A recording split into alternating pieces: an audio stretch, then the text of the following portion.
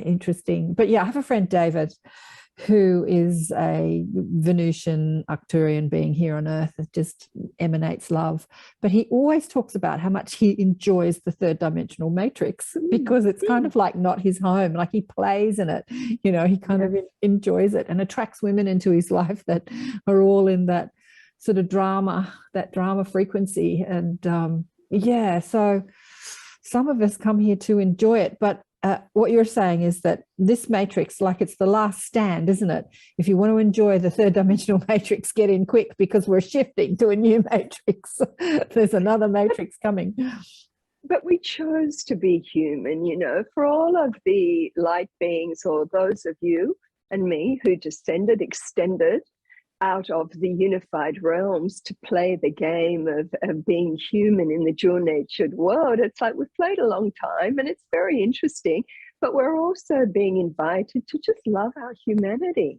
Mm-hmm. So what if you want to take physical food? Love it. So what if you want to indulge in a passionate tantric relationship? Just love it. We have these bodies. You have the physical body, you have its senses, a touch of smell, of taste, of all of that. Because what I've come to realize in my journey is I am already everything I ever imagined I could ever be. Mm-hmm.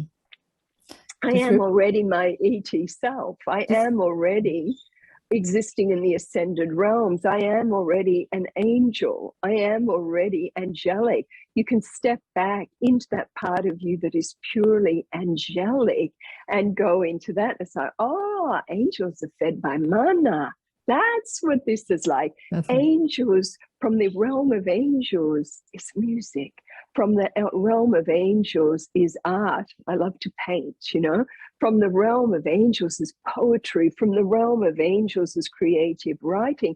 How many on earth are tapped into the angelic realms now, producing music and art that make you go, oh, how many are just exhibiting that part of their nature? How many are being the very, very yogic person in nature all around the world, meditating and exploring that? How many are exploring, I don't know, drama, intensity, and oh, it's too hard here, and I don't know what I'm doing on this planet, and this place is crazier than ever, and all of it. It's just so fascinating. I just want you to Sorry, I just want you to repeat what you said. I am already all that I ever imagined myself to be. Is that what you said? I loved it. Worth repeating. Just something like that. Well, because the more we relax back with the pure heart of, I'm ready to experience my multidimensional self and to know the magnificence of my human design and who I really am at my core. I am open and ready to experience my already ascended enlightened nature. That stimulates the release and the rising and the revelation of that from the unified field, which is vibrating through you. The unified field isn't anything external, it's part of us.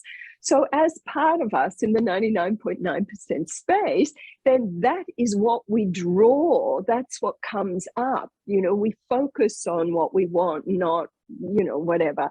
And it's like when the heart's there, not the mind, because I've met many curious people in the pranic journey and source feeding, and they want to be the first person living on prana in their country, or they're going to master this because whatever. But it's not about that. It's about absolute the right heart mix. And when you're in the heart mix and you're really, really ready, then it's like, let me really experience this. And you come to a point where you are the all that is, and you are everywhere in everything. So there's nothing to do and nothing to attain, and everything just to enjoy and appreciate. Mm-hmm. So you can appreciate being human, because you're a human, but you're also existing in the Arcturus system or with the light beings on Venus. But then you can just tap into that when you're done playing human. Yeah, exactly. So getting back to your journey, and you were saying that, people come to you and they're like, right, I'm going to be a breatharian, the first, like living on prana, living on light person in my country. They sort of take it on like something to achieve. And what you're saying is that it was never something that you wanted to achieve. It just naturally unfolded. It just felt like, as you started to embody more of your divine nature, for better words, you naturally felt like you didn't need to eat as much, and then eventually it just fell away, and it just became a part of the way you operate, and not something that you deliberately set out to achieve. And that's the sort of third dimensional matrix as well, really. It's like, I've got to succeed, I've got to achieve, I've got to do that. We set these goal settings instead of just being and allowing what is to unfold, really. Right? Yes, and that, I think that's very feminine, and usually it's the men who have that sort of reaction. The women are more fluid. And I've just come to see, because when I was 57, I just sat in meditation. I went, right, it's my birthday. What do I want to do? Well, no emails. I'm just going to meditate for as long as I want. And I went into my little meditation room that I have in my mountain retreat. And I just felt to just lie down, and I just lay in that star position like kids do in the snow, just relaxed. And I realized I had no agenda, that it was a state of absolute surrender. There was nothing to achieve, nothing I wanted. I was just deeply, deeply grateful. So in that energy of gratitude and no agenda and absolute surrender, I just found it was like the floor opened up and it was not solid anymore, and I fell. It was like down, down, down, down, down. And I hit an energy matrix that was like a trampoline.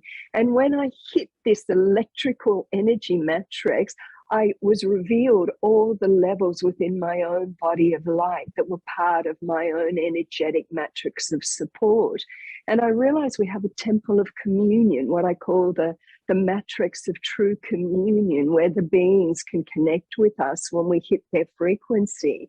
I realized that we have this matrix of infinite beingness that is just so vast and so powerful, and it's woven into us. I realized that we have this template of perfected health where we can recode our molecular structure to drop back into the template of perfected health and go into spontaneous healing. I realized that we had, as the light body energetic structure, the template of being nourished by another frequency that was so pure, that had nothing to do with this little illusion we've been fed in the dual-natured hologram.